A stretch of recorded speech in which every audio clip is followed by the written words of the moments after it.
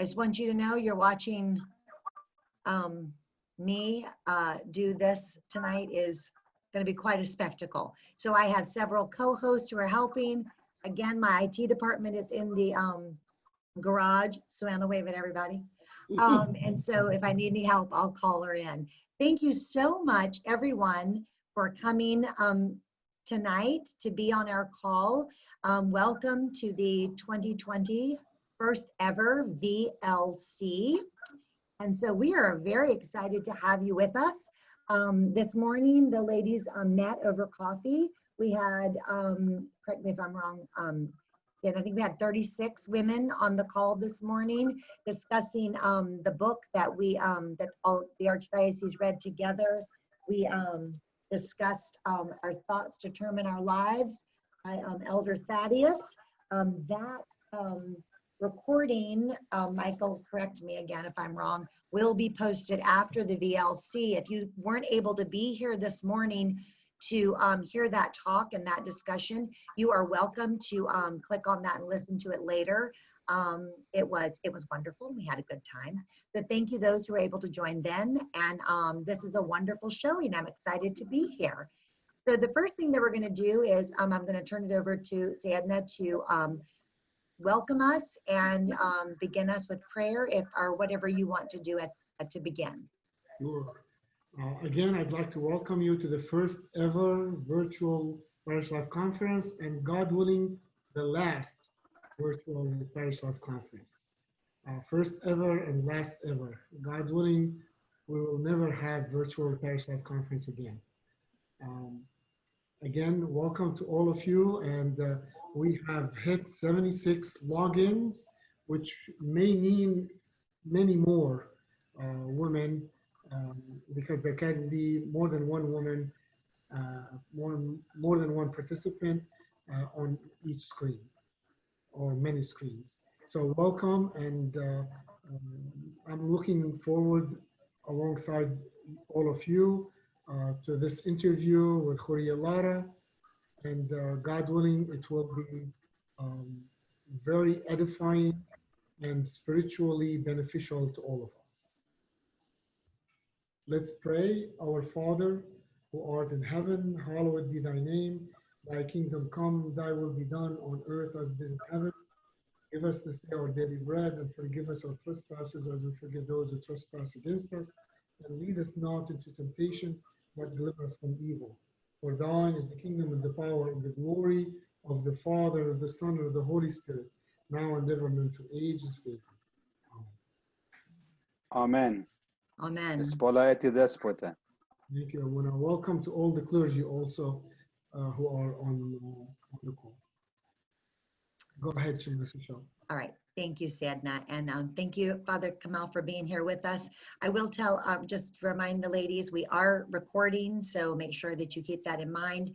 And I would like to thank Sadna for being here with us. He has been on every one of the VLC calls, and his guidance in planning this entire event, and his love and care for us while we're all quarantined has just been amazing, and I really appreciate him, and I know that all of you do too.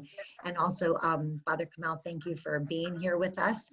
Father Kamal is our spiritual advisor for our Antiochian women in our diocese, and we are beyond blessed to have him. Many of our clergy have different gifts. Father Kamal has an amazing ability to lead us spiritually, but also keep us on the right track business-wise. So he is what we would call the total package when it comes to a spiritual advisor. So we are very grateful to have him. And thank you. I'm very humbled. Thank you. Thank you for being here. Okay, so as most of you know, if you've ever been to a Parish Life conference or to a winter retreat, usually we have a meeting, and at the beginning of the meeting, we like to have some sort of a speaker or some sort of a spiritual element to our meeting. So this year, as everyone knows, was a little different. We have a speaker lined up for next year. I'll just do a plug for Memphis. Mother Beth Freeman, who is Father Stephen Freeman's wife, will be with us next year. She is amazing, and I've heard her speak many times. She also has a special love for Memphis because her daughter and her granddaughter are there. And so she was very excited to be with us. So I toyed with the idea of asking her to do our VLC, but then I wanted to make sure that we saved her and got the full impact of her talking to us next year. So I contacted her. She said she was more than happy to be put on hold till next year. And so that's just to let you know, next year at the VLC in Memphis, we will have Mother Lara with us. So, Mother Beth. So that's what happened. Then I had this a gap that I needed to fill. And so I don't know if any of you have heard a couple of the things that I'm trying to do as president of the Antiochian Women in the next few years is to bring awareness of several different things in our diocese that I think need to be highlighted. And one of the first ones is our clergy wives. And so my mind went straight to our clergy wives during that, to fill that gap. And so last year, if you were at our PLC, Korean Nora Bleem spoke to us, and that was exciting, getting to learn a little bit about her life and her impact on her parish, on her husband, her family, and the diocese. She leads our choir in the diocese. And so getting to know these women is very, very important to me. And so after Nora spoke last year, I thought, well, if I had my choice, I would quickly email a lady who I have known for quite a while. We have a lot in common, and I have always been in awe of her, just of how she carries herself, how she supports her husband, how she cares for her children, and how she is so involved in our diocese. And so I quickly sent an email over to Lara in Murfreesboro, Tennessee, and thank God she said, yes, Shell, I will listen to some of your questions. So tonight we are going to have an interview with Lara Oliver. And she's going to unmute her microphone, and there she is in the beautiful out of doors in Tennessee, which again I said I was a little envious of because we were pouring down rain all day. But it's good to see you, Lara. Thank you for being with us. Can you hear us? I can hear you perfectly, and I can. Yeah, we can't hear you very well. We can't hear you very well. Okay, she logged off. She logged off. She's gonna go to the church and then log on again. Okay, Sadna, do you think it would be okay if we maybe, and Father Kamal, you and Sadna, tell me what you think about this, maybe if we did a few things that I had for the business meeting that were informational, we could do those now? Is that okay? Yeah, that's fine. Okay, so Lara is going over to the church she lives right across the street, so that's not a problem. Okay, so so that's okay. Do you think, Sadna, to do a few things just to get some information out? Sure. Go ahead. Okay, so I don't know if everyone is planning to, I'm hoping everyone is planning to stay for the business meeting that will come when this interview with Lara is over.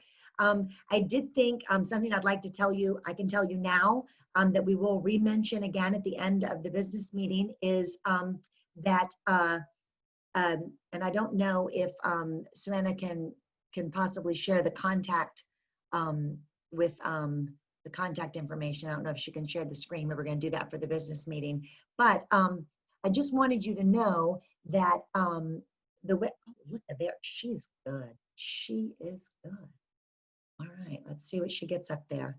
Okay, she's going to get me, look at the, okay, great, wonderful, ladies. So I just was going to show you this contact information just to let you know that the way that we communicate with you as a DOMSE board is it's kind of like we have a huge umbrella, which is the Archdiocese.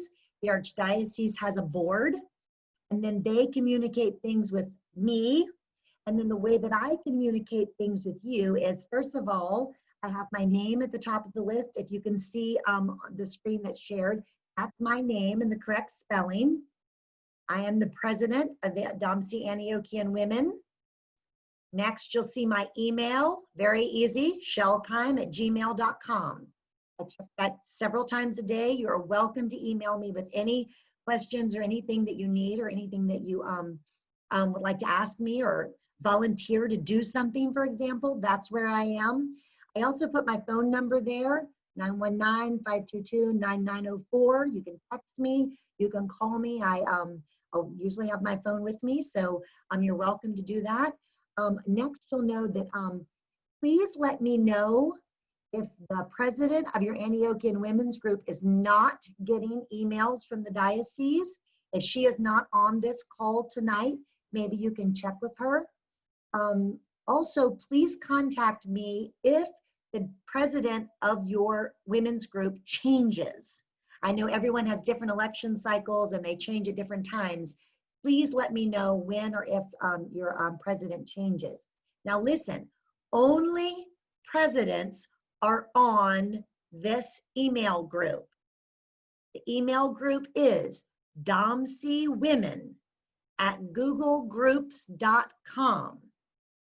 If you email that group, all right, the following people will see your email. Bishop Nicholas, all the priests in the diocese, all the presidents of the Antiochian women's chapters in the diocese. And Father Kamal is he's one of those priests, but he'll also see it. And Dorothy Tampry, who is the recording secretary for the NAB, which is the North American Board. So if you would like to get to say something, you're welcome to use that email address. But remember, all of those people are going to see that. So don't send anything to that email address that you don't want all of those people to see. I will send information to that email address, and your president and your priest will get that email. If you are the treasurer of your Antiochian women, you will not get an email. If you are the secretary, you will not get an email. If you are the oldest member, you will not get an email. Only the president. Then I'm expecting that president to then send information out to you. And the reason that we're doing this is a lot of times those emails go into spam because they go to so many people, and going through a googlegroup.com allows us to be able to send an email out and it doesn't get lost in the spam and it automatically goes to those people. So that's the way we trickle down. Okay, Angela says, can you copy and paste that contact information into the chat here? That way people can copy and paste. Oh my, well, Angela, you know I can't do that. How would she ask me to do that? Can you let us know what the address is for the shut-in? But Suanna will work on it, Angela. Can you let us know if the address is for shut-ins? Okay, we will talk about the FIN list, the Friends and Needs list, when we get to the business meeting. So if you want to know about the Friends and Needs list, you need to make sure you stick around. I just thought I would give that information out once here at the beginning of the meeting while we're waiting on Lara to get over to the church.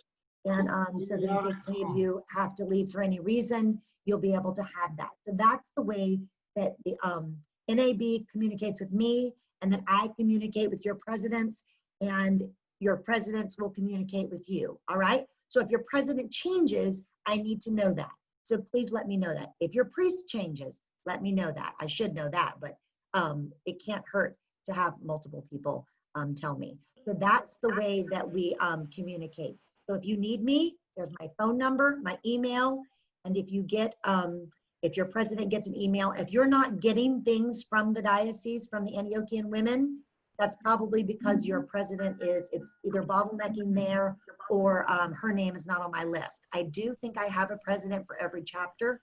So if you're not getting it, it may be that your president changed. So please make sure that you get that information to me.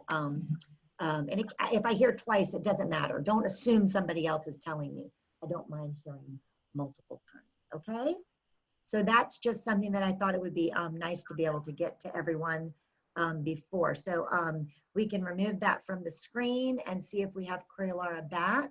So Lara, our theme this VLC is perfect love cast out fear. And so that's kind of what we're going to be talking about a little bit. But first of all, I would like you to tell us who you are, who are you married to, where do you live, what's your parish, do you have anybody in your house? Kind of give us a little introduction as to who you are. Okay. Lara Oliver, Korea Lara Oliver. My husband is Father John Oliver. He is the priest at St. Elizabeth in Murfreesboro, Tennessee. Murfreesboro is the geographic center of the state of Tennessee. We're about 25 miles southeast of Nashville. We have 5 children, ages 11 through 20, almost 21. We homeschool them. I teach at our church's homeschool one-day-a-week school. I also do catechesis with the Good Shepherd. Once upon a time, I was a home birth midwife. Now I'm taking care of the children that I myself birthed and taking care of the children at the church. Our church is on the smaller side. St. Elizabeth has maybe, before the pandemic, we had usually probably about 100 people on a Sunday, about a third or half of whom are children, so sort of a younger church. And we have been here for 14 years, almost 14 years. The church was here as a mission about a year and a half before Father and I got here. So anything else you would like to know?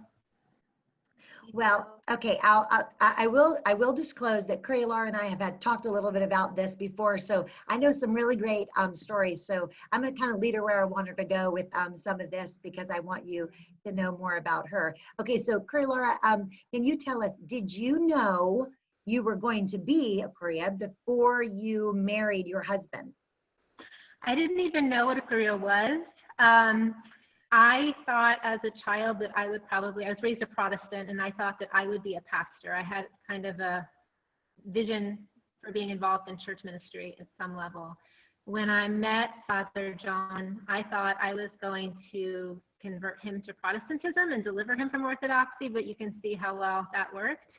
I studied Orthodoxy so that I could prove it to be wrong and found out that I was actually the one who needed to change my thinking on things. So before we were married, Father had a moment where he put his hand on a child's head and a blessing, just kind of instinctively.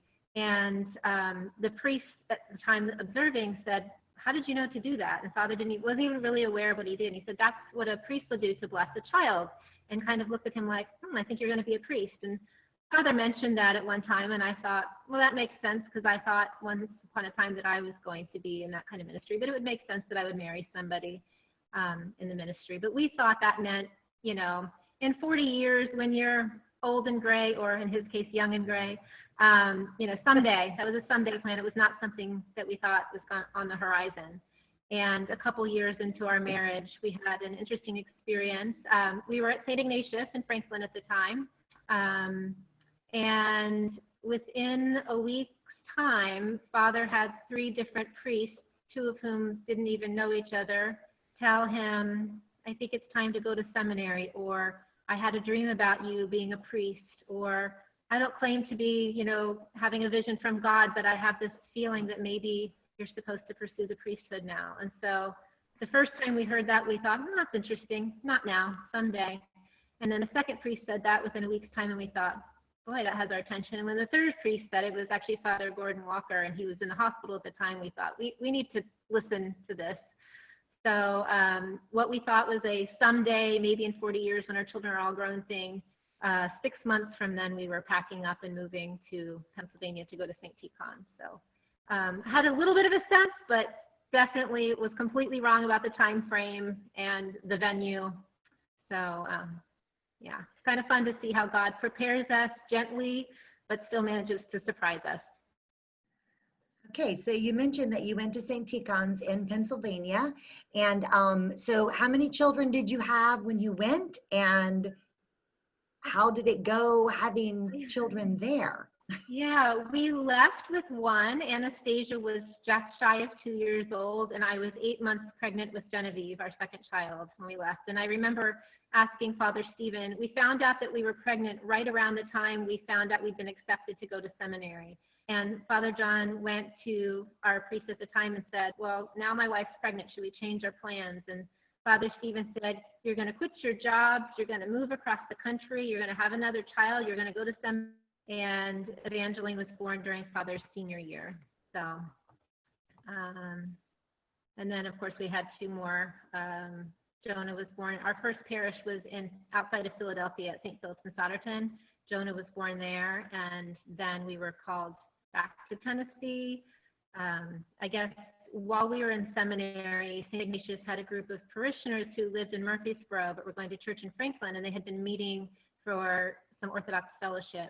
And I remember thinking when we left for seminary, we just loved our community so much and our church so much, and really wanted to raise our children there. And we thought, well, maybe by the time we get out of seminary, they'll need a priest in Murfreesboro. But as it went, when we were graduating, I say we, I feel like I went to seminary, but Father was there. I was having children and keeping him fed. When it was time to get an assignment, the group in Murfreesboro was not ready for a priest, and so we went on to Philadelphia. And a couple years into that, we got a phone call. It was actually kind of interesting. We had family who was considering moving and asked us if you were going to raise your children somewhere in an Orthodox community, where would you go? And we actually said, well, there's this little group in Tennessee. They stemmed off from St. Ignatius. They could really use some families to grow their church. Why don't you move there? And that was my husband's sister. And so they made plans to move. And that same day, Father Stephen from St. Ignatius called us and said, the mission has asked if you would come. We're ready for a priest. Would you come? And we thought, this is very interesting, because we just told another family how much we would love to be able to raise our children there and be part of that community. And here you are calling us and asking us to do just that. So Okay, did you now? It's got to be a little bit different being the wife of a priest. Do you ever feel, or have you ever felt kind of out of control, like somebody else has control over what's going on, whereas, you know, because you don't really belong to yourself? Tell us a little bit about that. yeah, there was a transition that occurred during seminary. I remember it beginning when my husband was about to be ordained to be a deacon, and I suddenly realized that we no longer get to choose our own life. The church, you belong to the church now formally, and the bishop, who I don't think we had even necessarily met at that time, is going to determine where you serve and where you go, which affects where we live and how we live and all of these things. And it was a little bit of a shock to me, as a very strong woman, to realize that I was giving up a degree of autonomy, I guess, and deciding for myself what we were going to do with our lives. So that was the gentle beginning of the lesson. Our senior year, Father's senior year, I was very, very pregnant with our third child, Evangeline, and her due date was the day after, within a day or two, of a mandatory meeting for the graduating seminarians with the Metropolitan in Inglewood. And there's a big formal dinner, and the seminarians and their wives were to go to this dinner. And I thought, oh, honey, you can't go to this dinner because I'm going to give birth that week. You know, I could have the baby a few days before, I could have it that day, or, you know, the day after. And the father called the bishop and said, I can't come. My wife is giving birth that week. And the bishop said, no. You tell your wife she stays home, you come. And I cried, and I thought, he doesn't understand. He's a celibate. He doesn't have a wife. He doesn't have children. I'm having this baby at home. I can't be alone. You know, all of these things, all these excuses for why this could not possibly be right. I can't really be expected to submit to this. And I made all these crazy plans. Do not do what I do, ladies. I am just not, I can teach you what to not do in your life.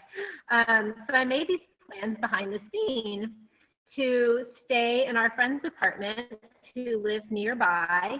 And so Father and I would travel together, and he would go to the dinner with the Metropolitan, and I would have just an evening in their apartment. And then if I went into labor, at least we would be together, and I could have my baby there if I had to, and all of this. I had this crazy notion.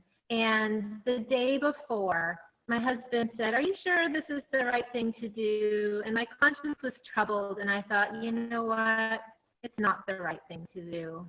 I don't know why. It's what I want to do, but I feel like, the bishop said stay home. So I should stay home and just do what he asked me to do. So I stayed home and rested that evening, had a quiet evening, went to bed early. My husband came home at midnight, and I went into labor 45 minutes later, and was extremely thankful that I was not on the road, was not in somebody else's apartment, wasn't in the car, that I was home and well rested, because I had finally, thank God, had the sense to listen to the bishop and to trust and realize. It was very much a turning point for me to realize that the bishop, he's doing God's work, and God is going to guide him, and he doesn't necessarily need to know my personal situation to be able to know how to guide us. And for me, that really opened me up to be able to trust the bishop, trust the church, trust God with the direction of our life. Okay. All right. So as many of you know, Father John and Lara were streaming the Holy Week services for us as a diocese all through Holy Week. So I don't know if any of you tuned in to the streaming, but that was their job. Their bishop told them to do. So that was their job, to stream. Now, Lara, we know you have a large family and you can pretty much man a church with everybody in it. But when we're looking from the outside in, it seems extremely holy. And I was just wondering if you could tell us a little bit about how it was like doing Holy Week all by yourself, kind of what the positives were. Were there any negatives? Just a little bit about your family and how that went. Yeah, any illusion you have of our holiness will be shattered by what I have to tell you tonight. Live streaming was very humbling for us. It was quite different on the other side of the camera. When things first shut down and the church was closed, just asked to go to the skeleton crew, which, because our daughter's the choir director and our daughters are in the choir and the chanters and our sons serve, was just our family, we were scared and very sad to be alone at the church. But there's also a little bit of a feeling of being fired up, sort of like soldiers going to war. We put on our Rosie the Riveter attitude, roll up our sleeves, and get to work for our church. So we had a little bit of an exciting kind of thrill, let's serve the church in this way attitude. And that carried us through for a short time. Then there was the uncomfortable stage where the novelty of it all wears off, and we would be very ashamed for anyone to see the other side of the camera during that phase. It was toward the end of Lent, I think, and you're getting worn down anyway. We were in the trenches stinking and irritating each other. Behind the camera is pantomime bickering and whispered threats and hissing and petty fighting over verses and parts and all that kind of thing. And I thought, oh boy, we are the worst of all hypocrites. We've got these beautiful hymns and beautiful prayers. So we need to not worry so much about how we feel or how we want things to be, but just do the next right thing. That's something Father John says a lot, a very simple piece of advice: do the next right thing. And so we settled back into a good rhythm, just doing the prayers, just singing the songs, and trying to keep our own peace. And then Holy Week, of course, came around, and we did get into a sort of a beautiful groove. Holy Week is so intense anyway, but there's not a whole lot of time for anything but just offering the prayers of the church during that time. And that was really good for us. So we were able to settle down and enjoy Holy Week and Pascha. Pascha was somewhere between, crying in sorrow for being alone and knowing that so many people were missing being in the church, but also the preciousness of being together as a family and the humbling blessing of being able to be there in the church when other people couldn't even come in the building at that time. So we had that experience. And even at its best, live streaming, I mean, it's a gift to be able to do it, and we're very thankful. I will say that it's quite a distraction to prayer. I know for Father, who is on the other side of the camera where he could be seen, it was difficult for him to totally, fully enter into the prayers as he's accustomed to doing. And even for us behind the cameras, there's always the distraction of, can they hear us? What can they see? Did we lose our internet signal? Are we going to trip on the cords? Are we going to step in front of the camera right at the wrong time and forget that it's there? The camera, sometimes the camera would fall off the stand, and all of these awkward moments. So the live streaming itself is can inhibit your prayer a little bit if you can be distracted by it. So it took another active discipline to commit to trying to forget there's a camera, trying to not see it, and just enter into it. And we were thankful to be able to do it, but it was definitely not ideal for anybody on either side of the camera. Amen. All right, so our theme. So I'm thinking about your family. You're a mother. You have a parish family. Has there been fear? Have you experienced fear? Through this whole entire episode of the last few months? Have you found that I don't know, that love that casts that out? It's funny. It's actually the perfect topic for me to talk about, not because I'm good at it, but because I'm naturally not good at it. I was talking to a friend about this theme a few weeks ago, and I made a Freudian slip. I said, yeah, I'm supposed to talk at a women's meeting, and the theme of the whole conference is perfect fear casts out love. And we both just burst out laughing. I said, actually, that I am qualified to speak about, because I do have a lot of anxiety. I struggle with anxiety. I'm very open about that. And I have seen in my life that when fear directs me, it really does cast out love. I don't love people well when I am giving into fear. My own fear and anxiety was not good for our family in the first few weeks of the shelter in place. I was, hurting the atmosphere of our home by that. And but having to dig into this a little bit because it's the theme this week was very helpful to me. At the same time, I was giving some thought and prayer to all of this. I think some people know Bishop Nicholas mentioned that Father and I were being tested for COVID. We both got very, very, very sick, and were presumed positive while we waited for results. And so there was a lot of temptation to be afraid during that time. We were negative, and we are both on the road to recovery, thank God. But I really had to wrestle with, what does this mean? Perfect love casts out fear. My love is not perfect. Will I ever be free of fear? And I was reading St. Silouan. Father John loved St. Silouan, and I have confessed to not having read much of St. Silouan until recently. And I was really motivated by this because Father had read this passage to me. And St. Silouan talks about, if we surrender to God's will, if we know that his will for us, he wants to heal us, he wants to save us, he wants to free us, he wants us to be close to him. And we can't do those things if we are separate from him. And we separate ourselves from him by not following his will, by kind of following our own wills, and also by not being in the present moment. Christ is in the present moment. Anytime we're afraid, we're not thinking about what is, we're thinking about what could be, what might come to us. And so since our thoughts and our attention are in the future, but Christ is in the present, when we're doing that, we're separating ourselves from him. And so I've just had to read that passage over and over and over again these past couple of months and really sit with it and try to experience it by being in the present moment, not letting my thoughts go to what if this happens or when that happens, but really just being in this moment. He gives us the grace in this moment for what we have in this moment. So when Father and I were sick, he gave us the grace to bear that sickness.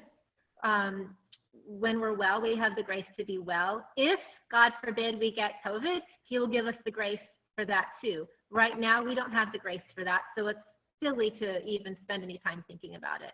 So as long as we can stay in the present, then we can be without fear and we can be with Christ. And so that's been really helpful for me. It's not my nature. It's not, you know, I have this weakness of having a lot of fear and a lot of anxiety. And it's been, I would say, even healing for me, having to sit with that verse and really think about what it means for me and how to apply it, how to live it. Okay, wonderful. All right. Well, I think it's interesting. I think we see the clergy and we see them walking around. We hear them give homilies. We get to know them a little bit because of their parishes and the people in their parish. And sometimes I think that their wives often are supportive and they're there, but we don't get to know them quite as well. And I think that's sad, because I think that the priest's wife has so much to offer. And again, like I said, I've known you for a while now and been able to watch your children grow up, and know Father John when he came to this diocese as very young, our youngest priest, and then now to watch him be a more mature priest and one who's there that, you know, we can count on. And so I would like to ask you, first of all, what piece of advice, if you could give a piece of advice to a young Priya, what would you say to her?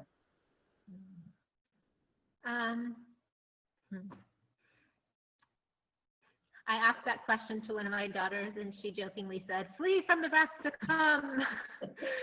Run! No, we really love being a priest family. It's not easy, but we really, really love it. Can't imagine another life.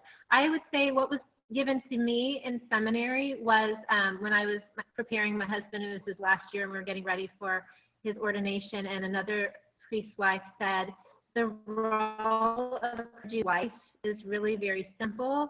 It's truly just to be the wife of your husband. And a priest, or I'm sure a deacon as well, probably needs his wife more than many husbands do, because not only is his job often emotionally draining, but the relationships are not reciprocal. They can be very intense, and he doesn't have a whole lot of support because he's the only priest here. So he doesn't have a built-in network of social support. So his wife becomes his primary and sometimes only social support. So to be the wife of a priest, to be aware of that your husband will need you a lot. Also to be aware that one of his needs is going to be weathering the storms, that people that you love and serve will sometimes hurt you. And I don't think you can be prepared for when that happens, but I think knowing that it will happen and knowing that the only proper response for the priest and his wife, or the deacon and his wife during that time, is to lean in toward each other and support each other and hold each other up. I think that can offer some comfort when it does happen, to know that it doesn't mean it's a failing of your ministry. It doesn't mean there's something terribly wrong. It's one of the struggles of being a clergy family, is having to bear the hurts. It's, in a way, it's sort of like being a parent. Here they call me Mother Lara. I think they do at some of the other churches as well. And I hope to live long enough to earn the right for them to call me Mother Lara. But I feel that our relationship with our parishioners, even the ones who are much older than we are, is a little bit like a mother and a father. We're so invested in them and so protective of them. And because of that, obviously, when your children rebel against you, or your children are very angry at you or say hurtful things, you take it and you lean on each other. And I think for the clergy family, it's very similar. You know that your parishioners will sometimes, as they're working out their own salvation, their own struggles, will sometimes misunderstand your love, the way your teenagers misunderstand your love, the way your children sometimes misunderstand your love.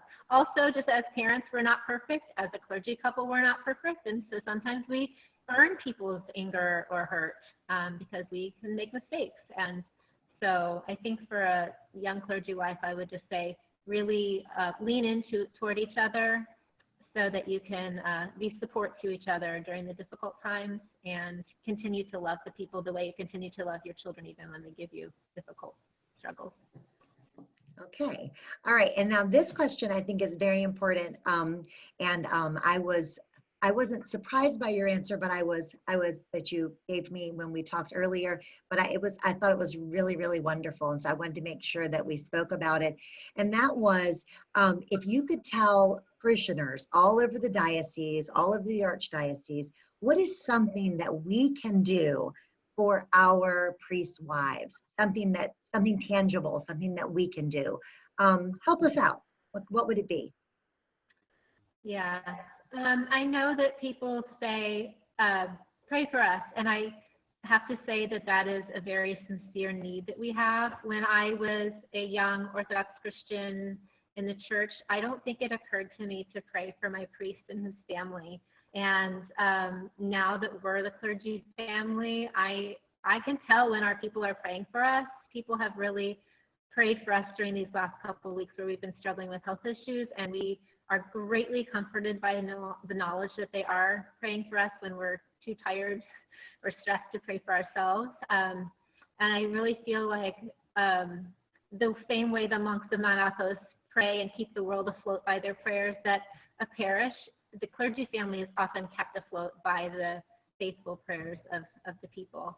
And the other thing that we really need, all clergy families, I really believe, is the same grace and mercy and forgiveness that you offer to yourselves and to others. The church is a hospital for sinners. We're all sick.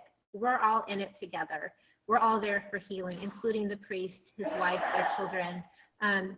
We do here our Sunday school program is called Catechesis of the Good Shepherd, and we have a beautiful presentation where we're teaching the children about the church and the role of the priest, and we're likening the church to a sheepfold, and the children already know at this time that Christ is the Good Shepherd and the people are the sheep.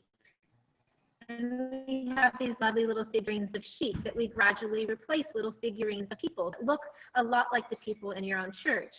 And the statement that comes to mind when I think about this is, from among the sheep, one is chosen to offer the prayers that Jesus offered at the Last Supper. And when you offer these words to the children, you pull out the little figure of the priest.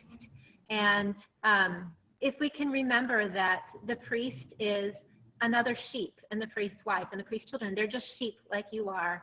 We make mistakes, we have sins, we have weaknesses and faults, and we still love you. We're doing the best we can, like you're doing the best you can. And to be able to offer the clergy family forgiveness when we mess up and mercy when we're not being as we ought to be, and grace to believe that we do love you and keep trying to be real Christians. That would go a long way, I think, in keeping churches healthy and vibrant. It would be a great gift. Well, excellent. Thank you so much, Cora Lara. I promised her that we would I would give her questions in prior and that we would discuss them so that she wasn't caught off guard with anything. And so we are at the end of our questions that I have given her. And so we are going to end the interview right now. Those of you who have questions, I'm sure that she would love to hear from you. You can send me your emails and I'll send them over to her. But I know this is a huge struggle to be able to get your thoughts together and speak to the entire Diocese of Women. I, for one, just want you to know that we do appreciate you. We appreciate you and Father John's leadership and your love. And thank you for being willing to talk to us tonight. And I think you look amazing. She's lost a lot of weight while she's been sick, she told me, but I think you look incredible. And I'm glad that that you were able to be with us tonight. And tell your husband that we love him, and thank all of your children for serving the diocese. It's not easy, and we do appreciate it. Okay? Thank you so much, Cheryl. I'm really grateful. Thank you. All right, ladies, we're going to take a 10-minute break. We will be back here at 8:15 to start our business meeting. Please stay, just because this is a great opportunity for you to learn what the women do kind of nuts and bolts. I promise it will not be long. I do a quick meeting. Sometimes I get myself in trouble because people yell, "You're moving too fast." But there's nothing I hate worse than a long business meeting. So please come back 8:15. You can refresh your beverage, go to the restroom, stretch your legs, let your dog out to the bathroom, whatever you need to do. And I'm just going to mute the microphone and we'll be back here at 8:15, okay? Thank you, Lara. Talk to you in a minute. So, Master Shell, I will Yes. also have a couple of announcements. So please stay, come back at 8:15. Right, at 8:15, Edna will speak first. So please don't miss it. Who knows what he's going to tell us? So please be here. I'll see you in 10 minutes. Okay. We're going to start the business meeting. The first thing that I'm going to tell you is that we have, if you've noticed, we are sharing the screen. Savannah Keim is in the in IT in the garage, and she is sharing her screen. So if you'll notice here on the right, we have the agenda for the meeting. And then on the left, right now, I just have our special theme for my tenure, and that's each one do one thing. So as we go through the agenda, things will pop up here on the screen. If you have a hard time, you don't understand anything, please, you can say something in the chat or you can raise your hand, and then co-host, I will get you to help me be able to keep track of those things, okay? All right, so let's see, let me put my... Did Sayyidina bless us in the beginning of the meeting? He did bless, but I have, Father, if it's okay with you, Sayyidina, that we open with our Antiochian Women's Prayer? Sure.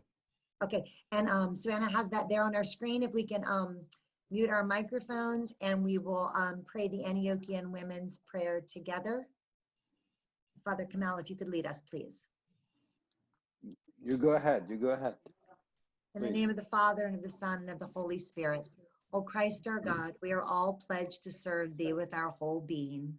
Help us to continue to work for thee through our church without seeking praise, without seeking personal gain, without judging others, without a feeling that we have worked hard enough and now must allow ourselves rest.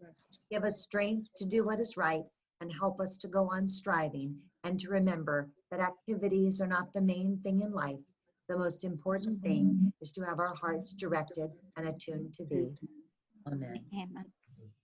I will let you ladies know, if you notice here on this screen, that prayer is found on the Antiochian Archdiocese. If you go on the Archdiocese website and you, in the search bar, you search Antiochian Women's Prayer, it will come up. You can print that out and have it at your Antiochian Women's meetings, and everyone can say it together if you'd like to. Okay, so we're going to start out, if I can see the agenda again. We're going to start out with Bishop Nicholas is going to talk to us for a couple of minutes, give us a few announcements, and then we'll head straight through our agenda. We are going to try to clip through so that we're done as close to 9 as possible. So Sayadna, please go ahead. Sounds good. Well, good evening, everyone, once again.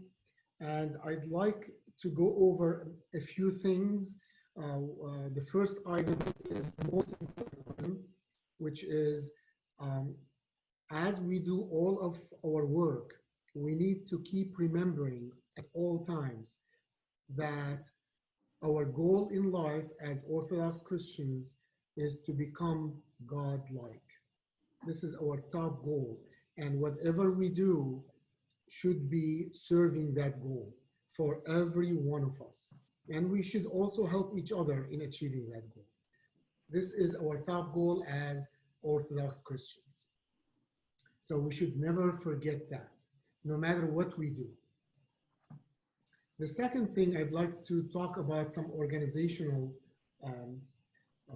items. As you may or may not know, we have something called the Diocesan Ministry Council. The Diocesan Ministry Council is a council that helps the bishop run the diocese. We have a large enough council that I appointed in January. And before that, we had only 3 people on that council. myself, Elias Abu Ghazali from Orlando, St. George, Orlando. He is the treasurer, and Noura Sophia from the cathedral. She is the secretary. Now that the diocese has been a little bit more organized, and I know more people in the diocese, I decided to appoint more people to the council. And now the council is constituted of the 3 people I mentioned earlier, and every head of an organization. For example, we have the Antiochian Women President, the Antiochian Men President, the Teen Soil President, and so on. I will go over all of that in details. So this DMC started meeting in January at the winter retreat. And the first time we met for about 3 hours to talk about the state of the diocese. And that has been very, very helpful. It is, like I said, the organization's heads, in addition to the Christian education representative and the conference planning representative. When we had to cancel, the Archdiocese canceled the PLCs, we couldn't let it go at that. We had to do something as a virtual PLC, and we called it a VLC. And we added to the DMC 2 more people in order to plan for the VLC. And I'm going to go over who they are. We have Shemasi Keim, who is the president of the Antiochian Women. We have Michael Barclay, who is the president of the Antiochian Men. As you know, we started this new organization, the Antiochian Men, a year ago, and it has flourished since then. And I'm trying to create a healthy competition between the Antiochian men and Antiochian women so that they outdo each other. And the goal is to serve the diocese and serve everybody in the diocese. When? Even better. In addition to the Antiochian Men President, Antiochian Women President, we have the Young Adult Fellowship President, who is Suena Keim. I appointed her about a little bit over a year ago to be the president of YAF, the Young Adult Fellowship. Asa Keim was elected by his peers as the Teen Soil President. Then we have Noura Sophia, of course, she's the secretary. And then we have Andrea Abu Akil from the cathedral. She is the DOMSE Conference Planning Committee Chair. We have Elias Abu Ghazali from St. George, Orlando. He's the treasurer. We have Bryce Kirk, who is the social media director. He is from St. Nicholas Church in Arkansas, Northwest Arkansas. And we have Anna Sarah Farha, who is the Christian education coordinator. We added 2 more people from the church in Memphis, St. John, because they were the original host of the PLC before it was canceled. It's Father Philip Rogers and Anne Castrodale. She is the Voratorical, the virtual oratorical coordinator. So this is the virtual Parish Life Conference Committee. It consists of 12 people, including myself, and they have worked very, very hard on a weekly basis for months now, sometimes twice a week, in order to plan this conference. And as you can tell, it is planned very well, and we are meeting through Zoom, and it has been executed very, very well as well. So we've talked about the DMC and the VLC. I'd like to talk a little bit more about CST, which is Camp St. Thecla. We are organizing Camp St. Thecla to a greater degree. I appointed 2 committees. One committee is the CST, Camp St. Thecla Finance Committee, that takes care of all the finances. It is Father McCool. He is from Myrtle Beach, Florida, South Carolina, that is. Elias Abu Ghazali, he is the account payable. And Pam Kelly from St. Andrew's Church in Pensacola, Florida, she is the account receivable. This way, we're relieving Father Alex McCool from the finances, even though he is on the committee. I appointed another committee. It's the CST Planning and Admin Committee. It is Father Alex, Suwana Keim from All Saints, and also Mara Schuler from St. Elias in Georgia. We're going to appoint more people to that committee. Can you please mute your microphone? And this committee is planning all the activities for the camp, especially for CST at home, which will take place in July. If you know any teen or any child from the age of 9 to the age of 18 who has not registered for this, please have them register. I am working on appointing another committee that includes all the treasurers of all organizations, the Antiochian women, the Antiochian men, the diocese, the camp, and the teens, so that all treasurers will adopt the same procedures, and we will have unity in how we handle the finances in the diocese. One last item, I'd like you to know that we will be receiving, as of August 1st, 3 new priests in the diocese. We will have Father Nathaniel Tremblay as the pastor of St. Nicholas Church in Pinellas Park, Florida, that's near Tampa. We thank Father Michael Masu for serving that parish so well for so many years, and he's retiring as of August 1st. We will have Father David Wynn, no relation to Wynn Casinos in Las Vegas, it's spelled differently.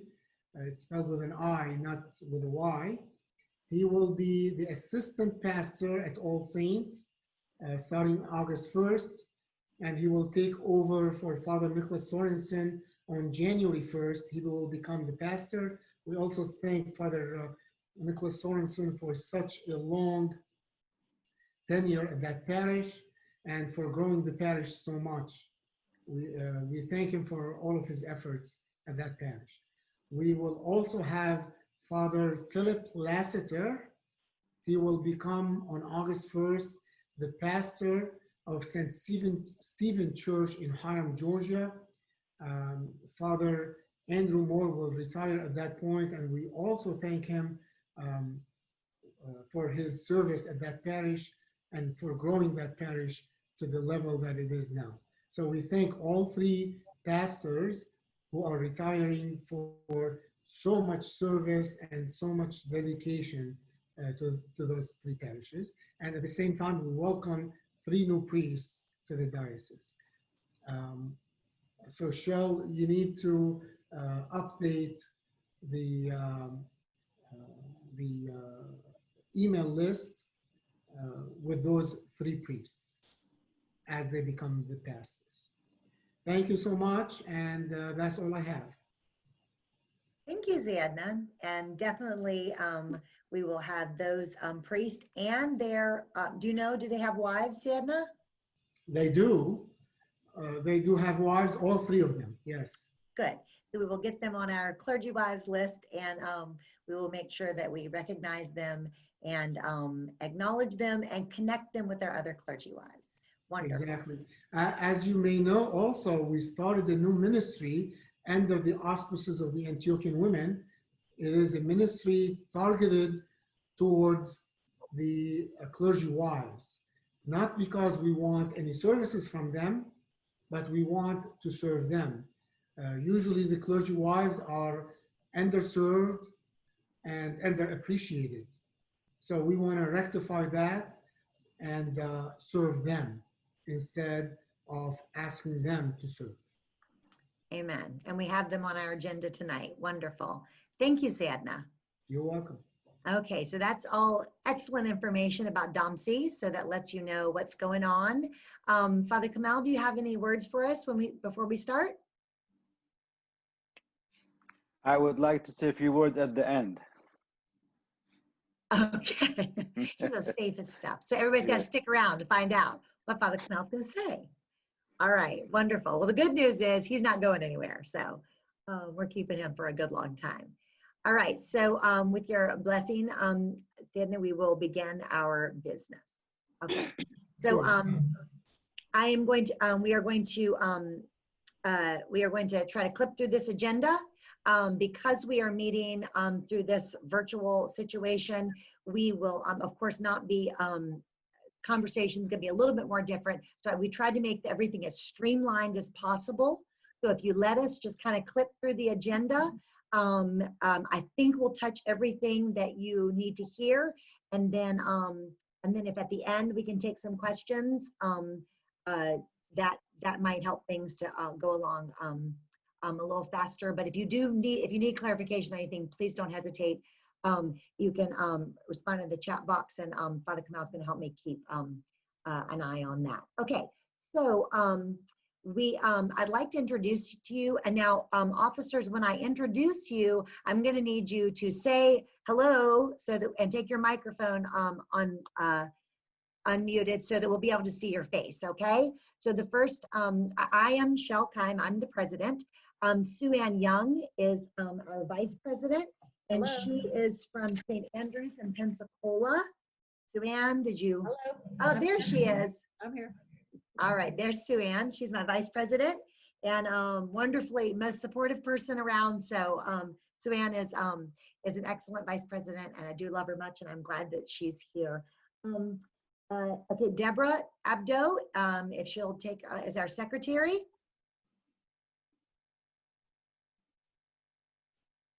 She's going to unmute and say, hello, everyone. There we are. Hello, everyone. There's Deborah. It's hard to type and do this at the same time. That's true. Now, I will tell you, Deborah has asked that if you make a motion or you say something during the call, could you please state your name and your parish so that she can have those in the minutes, okay? So if we get off from that, Deborah, just yell at us and we'll make sure that we're doing a good job on that. All right. Our faithful treasurer is Sharon Meadows from St. Peter and Madison. There she is. Wonderful. Hi. She's the lady who takes care of all of our money. Thank God it's not. So good to have Sharon with us this evening. Myrna Martin is from St. Ignatius in Franklin, Tennessee. There she is. Now, Myrna took our morning call on her beautiful deck, but this evening we have her in a lovely dining setting. So it's good to have you with us, Myrna. Now, Myrna is our membership coordinator and our all-around spiritual advisor, and she just takes care of everything of the heart. So that's why we have Myrna, and she keeps up with people. She is in charge of our clergy wives ministry now, and making sure that new parishes and new members know what's going on. So if you have any needs, if you're new, you don't know something, you can contact Myrna and she will be there for you. She is one of our most faithful DOMSE women. She's been around, I don't want to say a long time, that makes herself, but she's been around a long time. And so thank you, Myrna.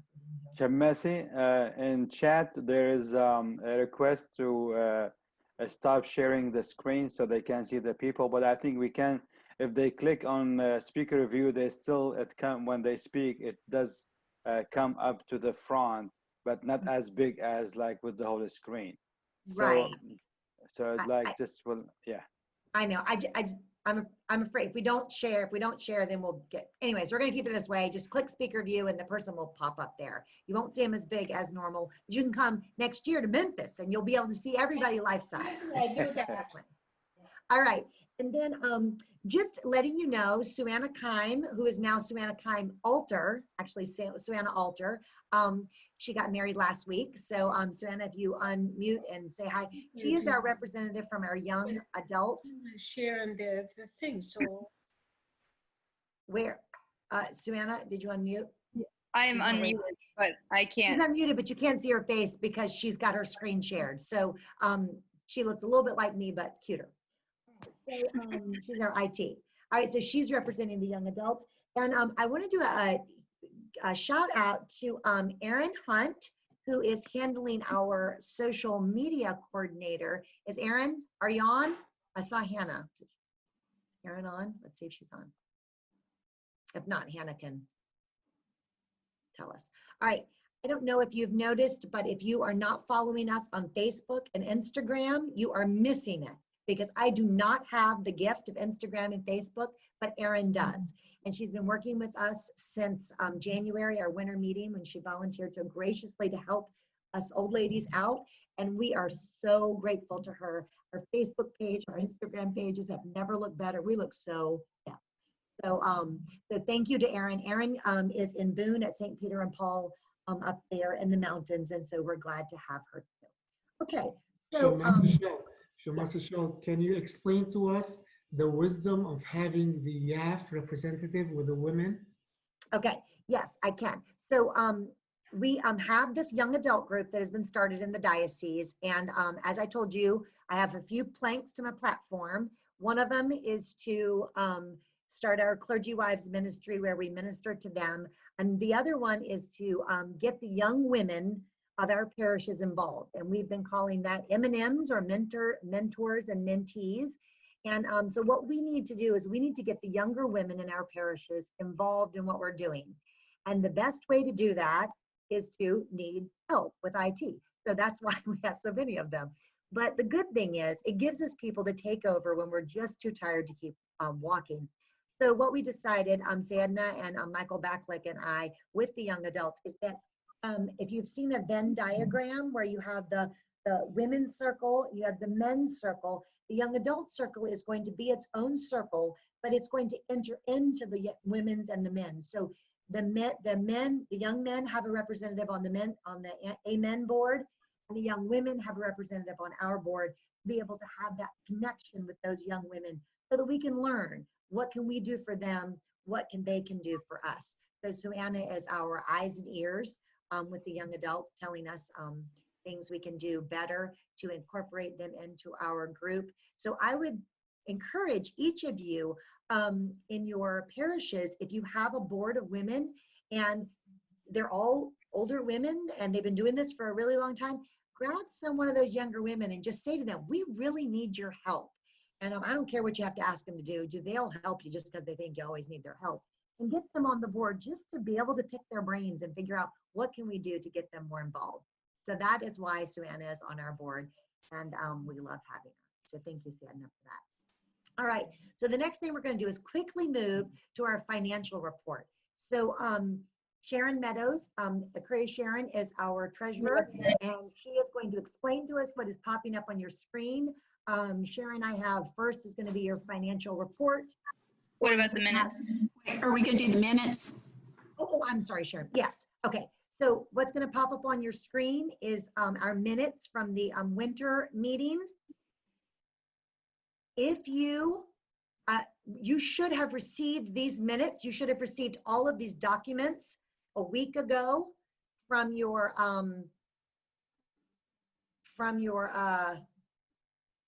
president. Oh goodness, let's see. I'm making a poll.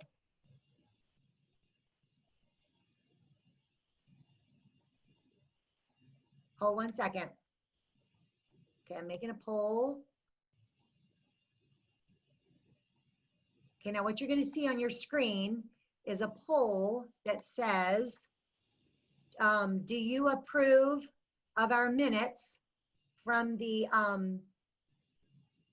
from the winter meeting.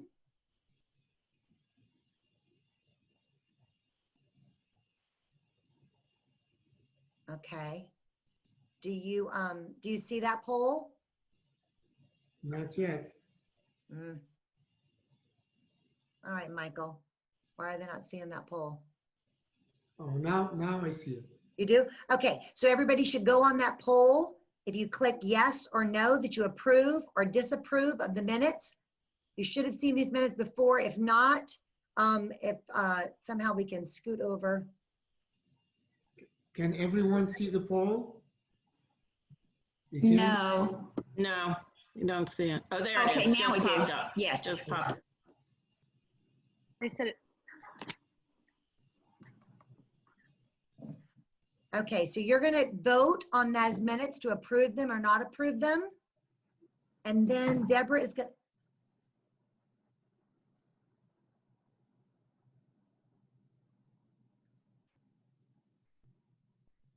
Okay, I can't poll because I can't. Okay.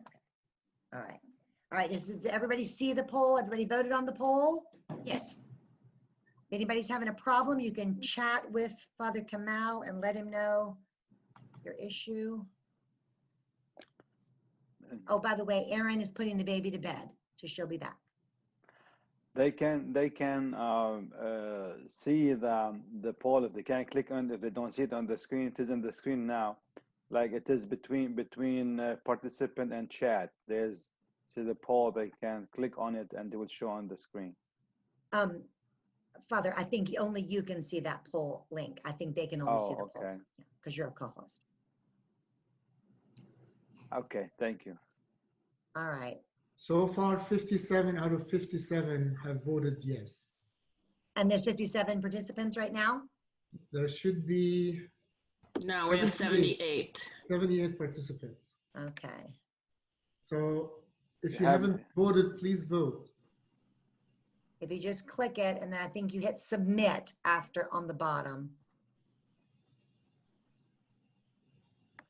You have 60 out of 80. It passed already. Yeah. Okay. Oh, do I not vote? Have 62, 63, 4.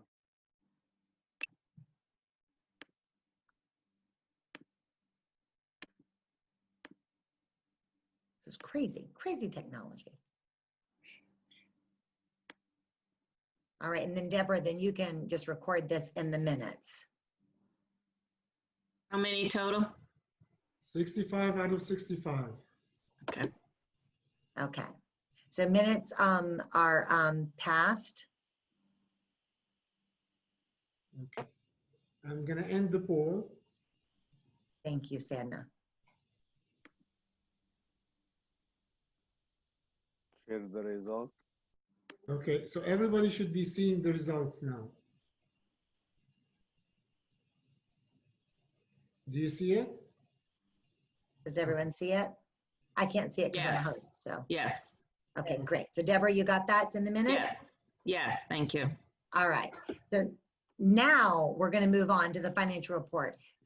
Chris, Sharon, Suanna has your financial report, your and your budget. So you just ask her when you want it up, and you go ahead and read the report. Everyone can please give their attention to Chris, Sharon. The first thing that I'm going to do before I actually go over that report is in Atlanta in January, we announced that we're going to do something different to streamline some of the check writing that's involved throughout the year. And so beginning September 1st of this year, when you write your dues check in the fall, you should also include $100 for your benevolence check. This does not mean that your dues are going up $100. It just means that you're going to be writing one check instead of two. And I'll be able to divvy that out and put it in the appropriate categories. But we felt that this would be a better way to work it instead of having the two checks. So we're planning to start that September the 1st.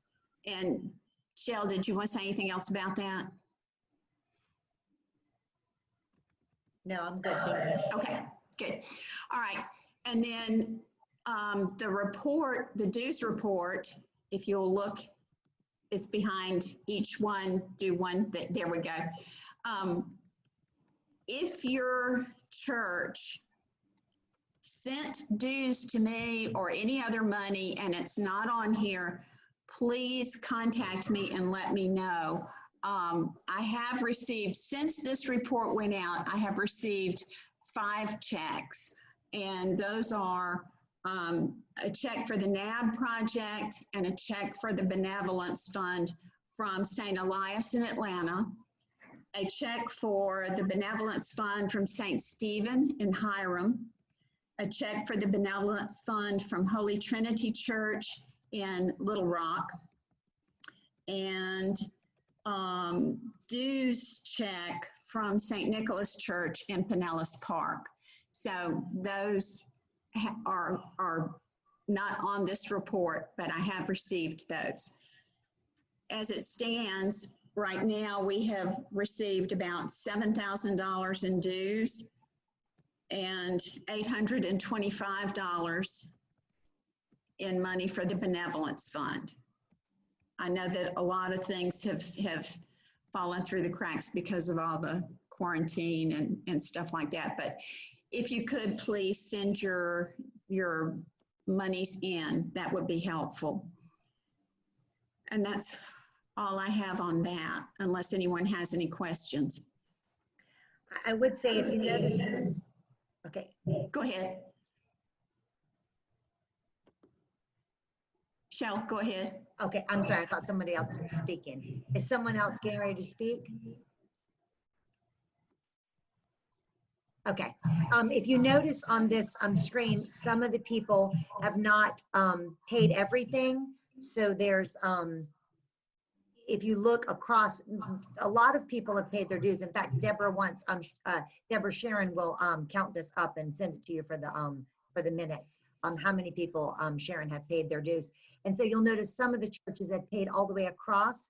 And if you'll notice, Suzanne, if you go to the top of the chart again, it's, you'll notice that these columns are for your dues, the Biddle Fund, which we'll talk about when we get to Sue-Ann's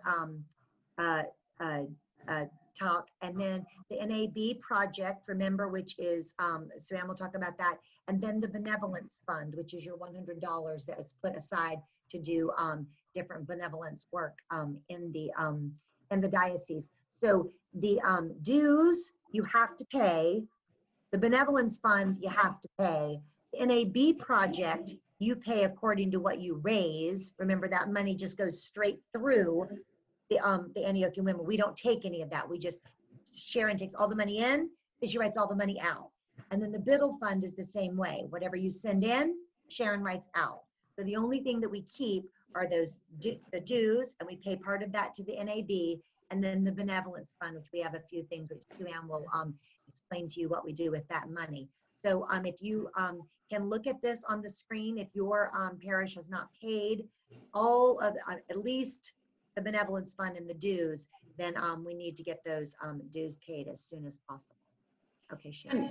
And one thing too, with writing just the one check in the fall, that would go ahead and bring in the majority of the income that we have for the year, so that we then have the money to go ahead and pay expenses as they come along during the year.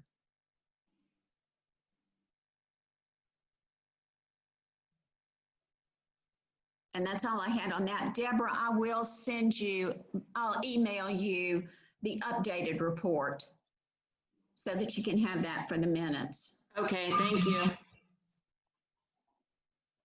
Okay, so then the next topic is the budget for next year.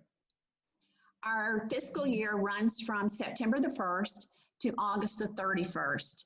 So this budget that we are proposing would begin on September the 1st. And on the odd years, we have the convention, and so we do a convention journal ad in addition to the ad that we do for the PLC. So that's why you will see that down when you look in the general fund expenses. Now, when we took the benevolence, what we did was we took the benevolence fund and stopped having it as a separate report. We folded it into our general budget. And there you'll see we have general fund expenses and benevolence fund expenses. So we are tracking the things that we pay with the money that we receive from the benevolence fund or for the benevolence fund. We have worked very hard to balance the budget, to make sure that we were not spending more than we were taking in. And so as far as our income, it just comes mainly from the dues, from the money for the benevolence fund, and then some miscellaneous income, which would be like money that is brought in from the PLC, which this year we don't have anything. And so that's our total, that's how we get our total income. And that was $11,400. All right, then our general expenses, we pay $100 for each parish to NAB and $12.50 for each of the missions. And so whatever has been turned in, then that is what goes towards paying our dues to NAB, to the National Board. Then we go down to the general fund expenses. Sharon, I'm sorry. just to let you know, just in that, when you were saying that about, remember that when you don't pay your dues to the diocese, then we can't pay those dues. We don't pay that Right, to NAB exactly. unless you pay it to the diocese. Right. So it's kind of trickle up economics instead of trickle down economics. If your parish doesn't pay their dues, then we don't pay to NAB, and the NAB, not the North American Board, which is the Archdiocese Women, they don't have a budget to run on. So it is important for each person to do their Exactly. their part. All right, and then the general expenses, you see there, the dues to NAB, general fund expenses, those are the ads that I spoke about, and also a gift for Sienna at the PLC. The benevolence fund expenses, we do 3 scholarships to Camp St. Thecla, which this year we did not. We also give $300 as a donation to Mother Nectaria at St. Paul Skeet.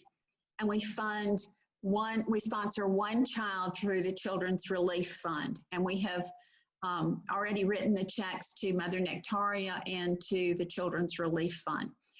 We needed to lower some of our expenses in order to be able to balance our budget. And so one thing that we did, if you'll go on down, Sue Ann, to the travel and lodging, we cut back some on the money that we were reimbursing our officers and our coordinators for attending meetings. And so we were able to eliminate some money that way, some expenses that way. We also eliminated and condensed some of our miscellaneous expenses there were things that we just weren't really using, and so we just cut them out of the budget. And by being able to do that, as you see, we have total expenses of $11,400, and so we have a balanced budget. So this is what we are proposing. You should have received this, and hopefully you have it where you can look at it. I know it's kind of hard just to not be able to control the scrolling yourself, to be able to go back and look at that. But if there are any questions that anybody has, I'll be happy to answer them. Otherwise, I would propose that we do approve our budget for the year 2020, 2021. Okay, Dorothy says that shouldn't the Camp St. Thecla money go to the camp anyway? And Dorothy, we can do that either way. We can either send the camp scholarships this year, or we could do 6 next year. Edna, what are your thoughts on that? Either way is fine, because there is no camp right now, face-to-face camp that is. So we don't have to give any scholarships. there are no expenses. So either way is fine. As it stands right now, we have only received benevolence funds from 8 parishes and 1 mission. So we have $825 that we've taken in for the benevolence. And as you can see, that the 3 scholarships are $1,300, and we've paid the $300 to Mother Nectaria and the $410 to the Children's Relief Fund, and we only have $115 left. Okay, so that gives everybody the idea, if you don't pay the benevolence fund money, then the camp scholarships and Mother Nectaria and the Children's Relief Fund will be lacking.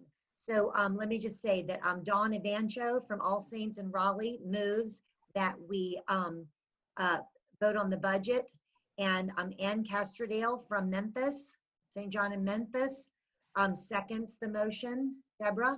And Sandra, could you make us a quick poll? Because when I did it, my screen went crazy. Is that possible for you to do? Sure. Just a budget poll that says yay or nay on our budget for next year.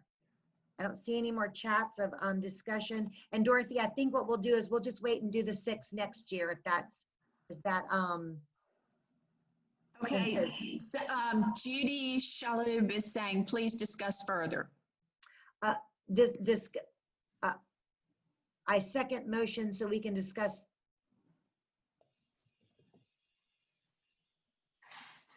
What, Judy, what do you want? You want to discuss what further?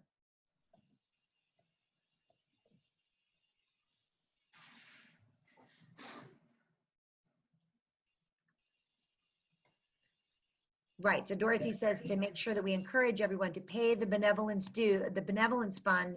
If you don't, then we're not able to do the benevolent things that we have put ourselves out to do it. Okay, so we have a motion and we have a second, and now Sadna's going to put up a poll that says yes or no to the budget. As soon as it comes up on your screen, please vote and hit submit.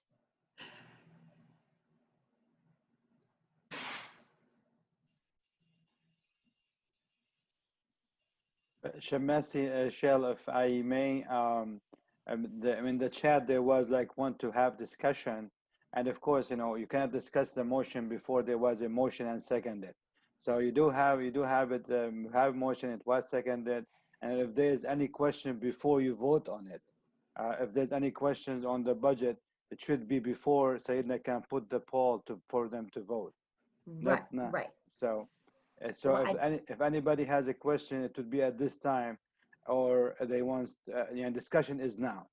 Oh, okay. So Judy just said, I'm sorry, she didn't answer when I couldn't see her answer. Okay. So Judy says how the monies can be sent where needed if we have it. Okay, Judy, hold that question. Is that okay, Father, if she holds that question until we get to the 7, to where we tell her where to send it?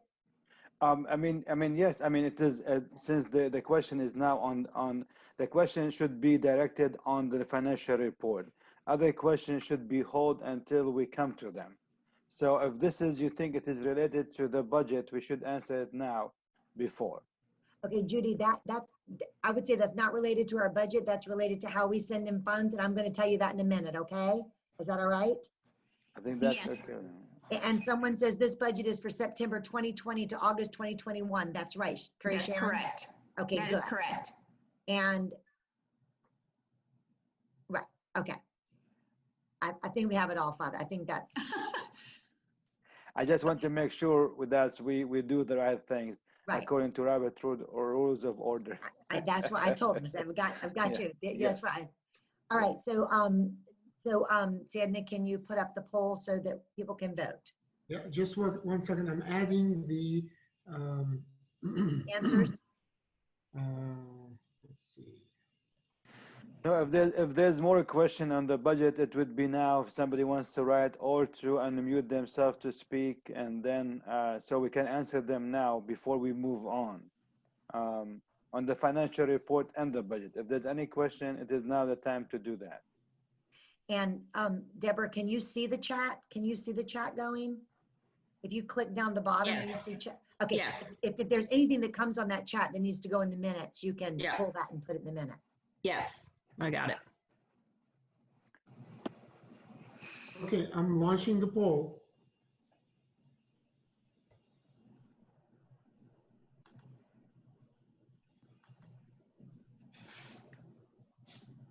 Okay, can you see the poll?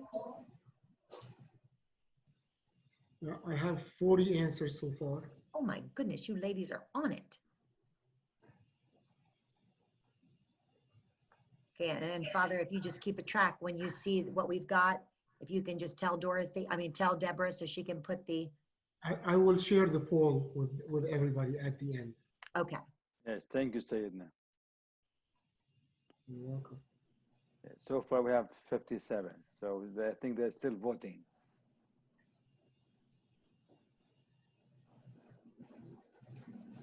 If this would be better than voting for any officials. I'm telling you what, I'm not going for Zoom voting in November. I can't do that. Maybe, I will tell you, some of the women are putting in the chat that they either missed the date on the benevolence fund or they're sending in their monies. And ladies, thank you so much. That's why it's so important to be at these meetings. It's just a reminder of things that kind of get going, especially we're in this time where, in fact, I missed one of my godson's birthday yesterday because I haven't turned my calendar over in 2 weeks. So we totally understand, just if you see your name on the financial report, and just get that monies in, and we do appreciate it. you know, maybe in the face-to-face meeting in regular PLCs, maybe we can vote through Zoom like this. So it That's is right. quickly tabulated. Exactly. Okay, now Judy says she didn't get the poll. Judy, did you get the poll? Okay, Judy, Should be in front of everybody. I have You have 60. You have so far 62 out of 71. So that's really good. So it passed. Father Kamal, it's not 71 because you and I and Shamasi Shell can't vote. So it's really 67. Oh yes, Sayyid. And I mean, Shamasi Shell, she can vote only in a time. Right. And I would like to thank everyone for getting their monies in and making my job much easier. So thank you very much. Okay. So they're going to end the poll and share the 10 results. seconds and I will end the poll.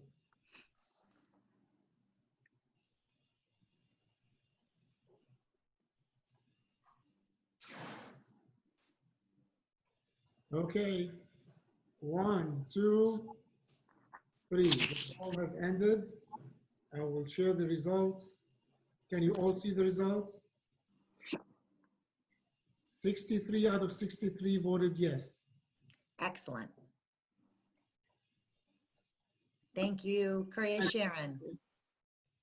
All right, we're going to quickly clip on because we are already at 5 after 9. I really want to make sure that, I mean, I know you Eastern people, you Central Time people are still, but the rest of us, we probably need to go get to bed at some point. So we're going to try to clip through this. We're going to now have Suzanne is going to give us a real quick and lively report on the things that she does, which are several, but she's going to clip through them and explain to you what they are so you know where your monies are going and your time and your effort. So Suzanne, go ahead. All right. Hi, you guys. You see my report up there. That's great. I just want to thank you all for your support and participation with the Friends in Need card ministry. The most recent list was sent on June the 3rd through the DOMSE Google group. That's how you're going to be getting it. So you'll better check with your chapter president or your priest. If you're the one responsible for doing the FIN list, check with them for the list. If there are any friends on that list that need an update, like they moved or maybe they fell asleep in the Lord, please feel free to contact me, and I will type in my email address, I guess, over there in the chat area, so people have that. Unless Sue Anna knows how to do that, I don't know. I do not. Okay, thank you. Number 2, thank you for supporting the Acts of Mercy in all the ways you did it, local communities and through our diocese and archdiocese. We've had a good start. on learning a new way of sharing our acts of mercy on Facebook and Instagram. I'm getting there slowly myself, but that's why you need those young people to help you to learn how to do that, guys. I encourage you to read those posts and maybe gather some ideas that would help you and your parish, find some new things to do. And finally, I did receive an update from Father Joseph and Corrie Joanna Biddle on their daughter Abigail. And I will be sending that out again through the Google groups. And it's with a real sweet picture of Abigail and Father Joseph. And just to remind you of, what those funds go to support. And I see from the list already that Corrie Sharon showed us that you guys are doing a good job of supporting that. I really appreciate it. And I think that's all I have to report. Did we have a common act of mercy, Sue Ann? Yes, the Common Act of Mercy is again the focus group. And there was a little bit of a problem with that. I sent that out, or actually Shell sent that out for me to all of you guys. And I gave you some real detailed instructions on how to make your donations to that. It is again with the focus group, and they're putting the money more towards children's school needs, but you have to follow those directions and you will get a very nice detailed receipt for your amount, and it will be credited to Antiochian Women if you follow those directions that I sent you in that report. Okay? Excellent. Thank you, Sue Ann. We You're welcome. appreciate you and for being so organized. You're If you need that thin list and you don't have it from your president, it was emailed to her, go to your contact for me and let me know, and I'll make sure that you get it and I resend it to her, okay? So we got to stay on top of those presidents so they get that stuff out. And don't forget, just like your clergy wives and your clergy, if something happens, like Sue Ann said, if someone reposes or someone moves, please let us know so that we can update that list. Thank you, Sue Ann. Appreciate it. Okay, and next on our list is Myrna, Shamasi Myrna, and she's going to give us a quick little kind of update on what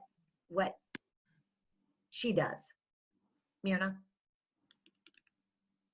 Suanna, while Myrna's talking, can we get the clergy wives vision put over here on the side, please?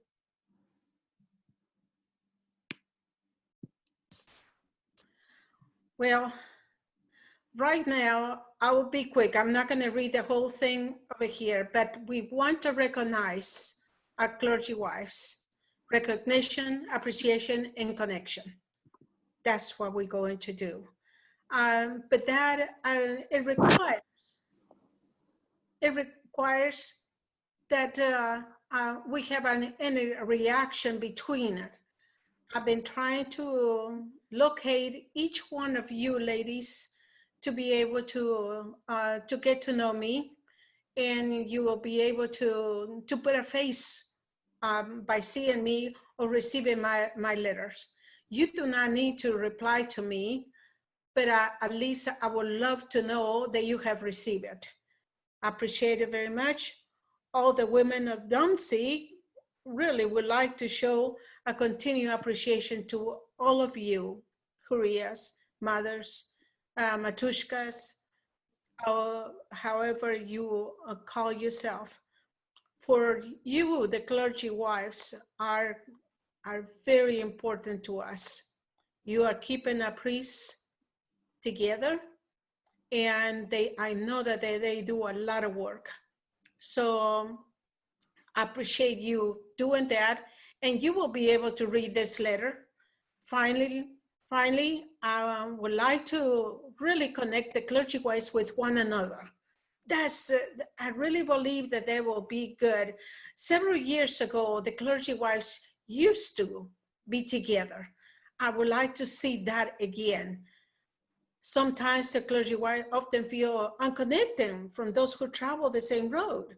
They feel isolated. At least I have that feeling, because nobody says hello to me. They know I am there, but and I can see the other clergy wives not feeling connected with everybody. So please encourage one another. Get in touch with me. That's all I'm asking. and I will be the facilitator. Please help me, help me, help me. Thank you. Thank you very much, ladies. Thank you.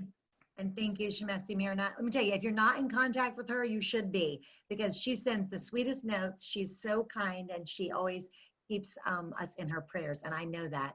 And like Lara said, we can feel that. The Shemessi Marinette, if she doesn't anything else, she does pray. So thank you so much.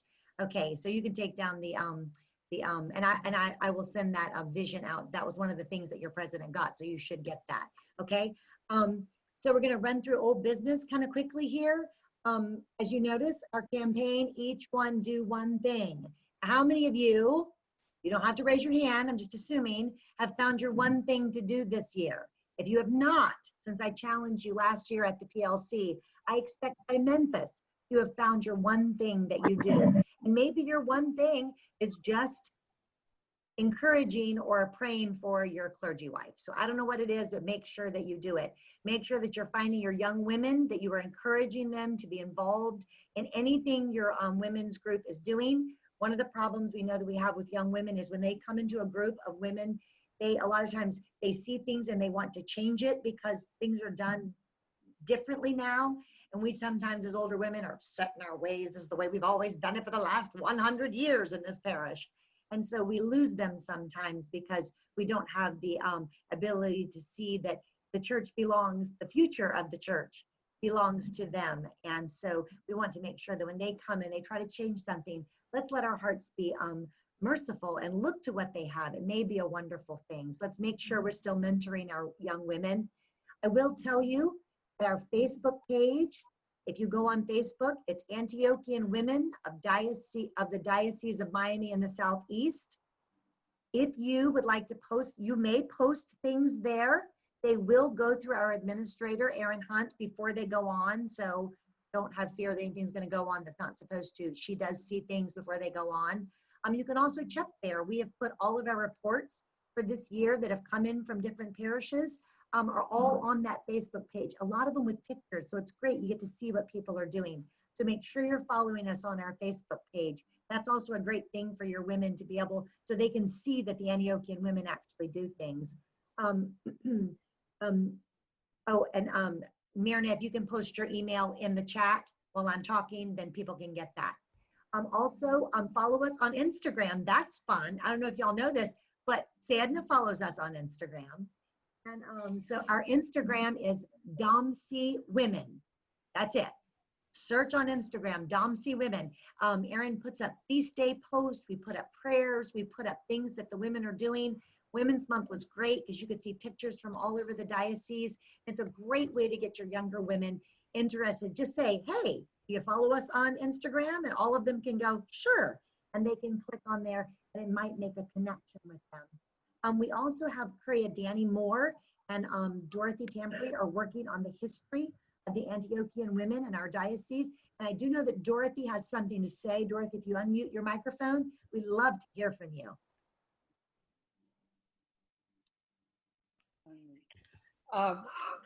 For any of you who've been around for years, Danny would like to encourage you to send her anything you remember or might have in writing on the former years, and especially in the early years before, say, 2007, if any of you were, especially when it was an Eastern region, or whatever you might remember of the officers or any of the particular projects or things that were done, you can send to Corrida anymore. And she's kind of putting it together, and I'm going to mostly be the typist. Thank you, Dorothy, for helping her. Danny is a amazing treasure that we have here in our diocese. She's pretty much as close to a saint as we have. And so I want to make sure that we harvest everything we can, all of her memories, all of her wisdom. And so thank you, Dorothy, for helping her with that. I do love her and I miss her. I haven't been able to see her. I didn't get to see her at the PLC, and I do look forward to those moments. So thank you for doing that. And I think it'll be a really exciting thing for us to have. So thanks. Someone did ask if we could have our Facebook page and our Instagram page have the same name. They were set up 2 different times, 2 different ways. So Sorry. That's the way they are right now. That might be something we can do in the future, but right now it's Antiochian Women of Diocese of Miami in the Southeast and DOMSE Women on Instagram. All right, a new business. Anybody got any old business that we didn't talk about? I'm trying to keep a hold of the chat.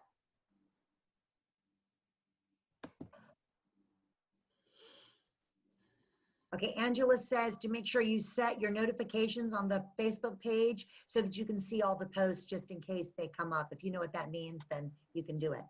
Angela's always 3 steps ahead of me. I'll just let y'all all know that.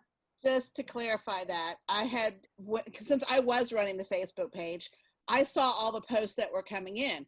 But since I have now passed that responsibility along to someone else, I hadn't seen all the posts coming in because I hadn't set my notifications to all. And so I went just now to check to see what everything had been going on the Facebook page. I'm like, hey, I missed this post. How did I miss this? So of course I have now set my notifications to see all. Okay, and a lot of activity on there. It's really exciting. And then I just got a chat about the Facebook postings and the Instagram postings are the same. Sometimes they are. The way that Erin does them is she knows how to post on Instagram and she knows how to post on Facebook, and she makes them a lot of times a little bit nuanced differently to make sure, but it's really just your choice of how you want to follow the Antiochian women. Doesn't matter to me. I like to look at both, but it's up to you. Our younger women are going to check the Instagram much faster. Sometimes our middle-aged women look more at Facebook. Some of our older women like Facebook, but it's up to you. I just think it's nice to have both of those things out there. Okay, new business. Our Clergy Wives campaign, we are going to acknowledge, recognize, and connect. So what I have worked on this year with Myrna and Siedna's help, we have a full list of every clergy every clergyman and his or her wife, if they have one, in our diocese are listed. That was my goal for the year, just to get their names. So ladies, if you're out there, we now know your names and we pray for you by name. I will be getting all of those names to you in the next few months so that you can be able to put them on your prayer list. So that was our acknowledgement of them, just knowing their names. How many? You wouldn't be amazed. I've been around forever. I looked at that list. I didn't know some of those women's names. I knew their husband's name, but not them. We should know all of our clergy wives by name. And the next thing that we're going to do this year is we're going to try to recognize them. I challenge each of you to find something that you can do for your clergy wife. Your Antiochian women's group at your parish should do something kind, something uplifting, something encouraging for your clergy wife. Please, I ask you, when we get to Memphis, I'm going to say to you, what did you do? And I want you to be able to tell me. But the great thing is, if you send me a picture or you send me a post of it, we can put it on Instagram and Facebook. And that way we can know what you're doing. And that might give us ideas to do those same things for our clergy wives. So thank you. And the last thing on our new business is if you would like to volunteer to be an officer, a coordinator, or work with the Antiochian women, we don't change offices this year because we have 2-year terms. Thank God we didn't have to do that on this whole situation with the Zoom call. But if you'd like to serve in the future or you'd like us to find a place for you, something for you to do, please let me know and I'll find you something. So the next thing I'd like to do is I'd like Suanna to put up our 7 major things list. Sure, Master Shell, before you continue, we did the election for the teens on Monday evening, and it was very, very easy. We did like polls, and we did the election, and we have a new board for the teens. So it is easily doable on Zoom. I saw those two. I was in the kitchen. They're zipping around on that keyboard. They amaze me sometimes. Siedna and the teens. All right, so if you look at this page over here on your screen, we've now altered it a little bit. It's not the 6 things anymore, it's 7. We always went, you know what Siedna says? Every time you get a little closer, we want to take you up a notch, okay? So you go a little bit more like God, we want to take you up a little notch. So we're moving it to 7 major things. So we're going to go down them just very quickly. I've sent this out to all of your presidents. So you should have a copy of this 7 major things. If you don't, or at least your board of your women don't at your church, find one. If you don't find one, text me, call me, email me, I will get you one. The first thing you'll notice on this list is the Biddle Fund. That is Father Biddle, and we support their family. Remember, I told you the Biddle Fund monies come in and the Biddle Fund monies go out. We don't take any of those monies out of that. If you'll notice here, it tells you exactly when to send the Biddle Fund money. It tells you exactly where to send the Biddle Fund money. You see that? It tells you about the Biddle Fund. It tells you what to make your check out to. Good gracious, this thing is full of information. All right, it says you should have 2 signatures. All right, the next thing on your list is your dues. It tells you what your dues ought to be, tells you where to send them, tells you who to send them to, tells you who to make the check out to. Look at that, everything you ever wanted to know. Go down to your third thing, winter retreat. Now, it doesn't tell you where to be because we don't know yet, but it tells you that it's going to happen in January and that you need to be there. So we will send you out more information on that, but that's on there so that you can have it on your in your brain. Number 4, the NAB project. Now, the NAB project is a project chosen by Metropolitan Joseph. We do not choose that. That is chosen by him. Traditionally, he decides where he wants these monies to go, and then he turns to the Antiochian women, and we help him out. For the last few years, we have been helping to build the cathedral at the Antiochian village. If you think to yourself, I've never been to the Antiochian village, how do I need a cathedral there? Well, one of the selling points is they will have a place to bury every bishop. I mean, come on, Santa. That's reason enough for us to build a cathedral. If we ever need a cathedral, it's a place where we can put Bishop Santa Antun will be there at the cathedral. Metropolitan Philip will be there, and it will be a great place for all of us to be able to go. So that's what our women are doing. Remember, that money comes in, that money goes out. We do not take any of that money out. I will tell you that Parish Sharon and I got an email from the NAB that said they understand that we have not been in church all of this time to raise funds for the NAB project. So that project will be the same next year. You may hold on to your funds if you'd like, or you may send them to Parish Sharon and we'll send them on. And you can do double next year, kind of like we're doing the camp scholarships. That's up to you. So no pressure there. Don't panic because we didn't have time. We will be doing this project again next year. It also tells you where to mail your monies. If you go down to number 5, your benevolence fund. This covers your Children's Relief Fund. So I'm gonna scroll down a little bit. Also, it has your it has your where your monies are going. That's camp scholarships, Mother Nectaria, and to our cover our Children's Relief child. It tells you when to mail your money, where to mail your money, how to make out the check. One thing with that, yeah. Shell, remember, we're not doing that in June. We're going to put it in with the dues. Okay, so that was there before, so that money's going to go in with your dues. Okay, so write it all in one check. Excellent, and we'll change that. Sorry about that, Parish Sharon. I should add that. It's okay. Okay, now we go down to number 6, Parish Life Conference. Where are you going to be? Memphis. Very good. Memphis 2021. I expect to see all of your smiling faces there. And then number 7 is our Common Act of Mercy. Remember that that is an act of mercy that is chosen by the North American Board, NAB, which is our Archdiocese women. You are welcome to participate in that act of mercy if you would like to. It's not mandatory, but it's something that we do all together. You'll notice on that, you're not supposed to send anything to us. You do that separately and you support that that Common Act of Mercy. And Sue Ann will have that information sent out to you. It's already been sent out to you for focus, but each year we'll have that sent out. And those are your 7 things you have to do. The only thing we don't have on there is our fall retreat because that wasn't a recurring thing up until this year and we don't have any information on it. So Sadna, we will be sure to put that on there. And now we're going to take them up to 8 important things. Heaven help us. All right, so does anybody have any questions about the 7/8 important things? I don't see any questions on the chat. Do you have any questions? Anything unclear? Anything that you don't understand? Anything we didn't cover? Anything you don't know but should know?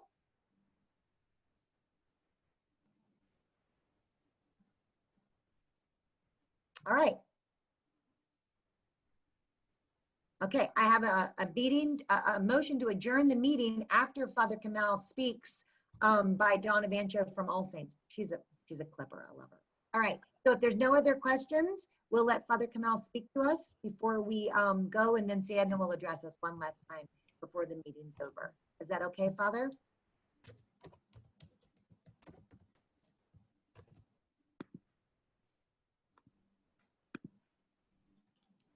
Where is he? He went to sleep, didn't he?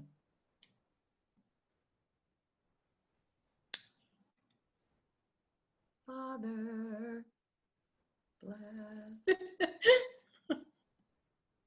Where is he? Where is he? You know what he was thinking? This is going to take forever. I'll go.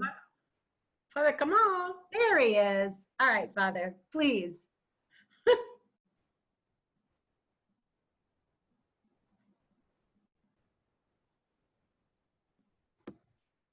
Can't hear him. Father, we can't hear you. Is your microphone on? Can you hear me now? Yes. Yes. Okay, then I'll speak without, this is not working. It's not working. Anyways, I said thank you for Sayyidina guidance, and he lead us all the time. So probably he didn't hear me when I said that. And thank you, Shamasi Shell, and all the officers for your wonderful and diligent work. Everything, it just looks perfect. Really, it is wonderful. And above all, thank you for the fellowship. Thank you for your leadership. Thank you for thinking of a spiritual thing in the Archdiocese. The business is one aspect of what you do. All the spiritual thing that you do and handle and support are really it's more important.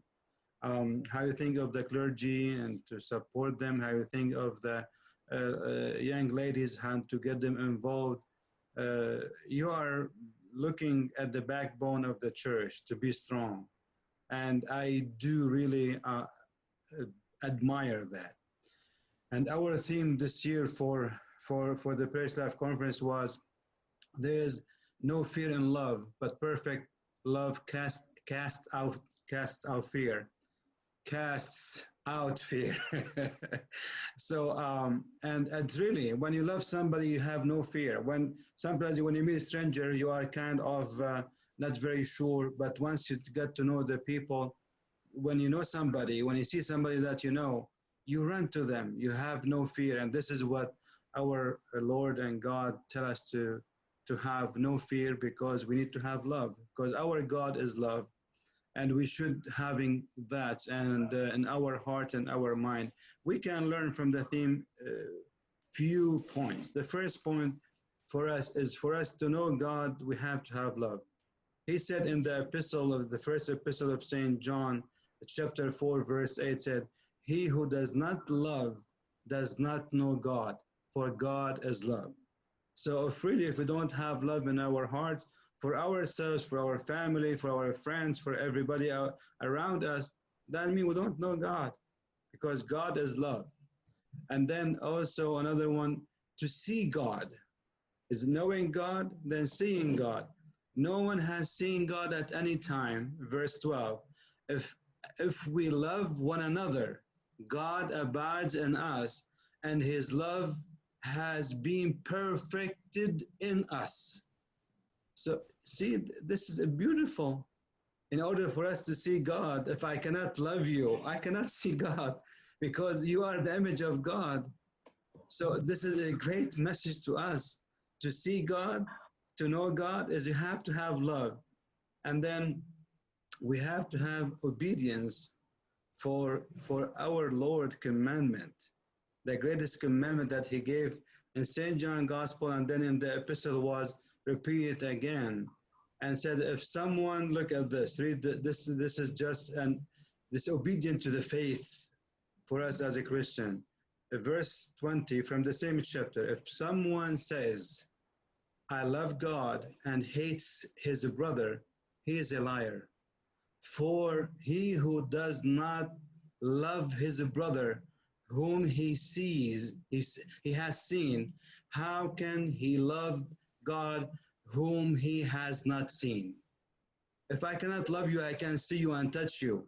How am I going to love God whom I don't see and touch? Even though he did become for us, God loved us. He wants us to see him in person. He sent his only begotten Son, our Lord Jesus Christ, and he gave him to us as a food in the Holy Communion.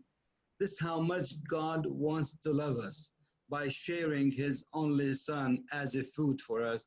And he said, this commandment we have from him, that he who loves God must, it is not an option, it is not a suggestion, must love his brother also.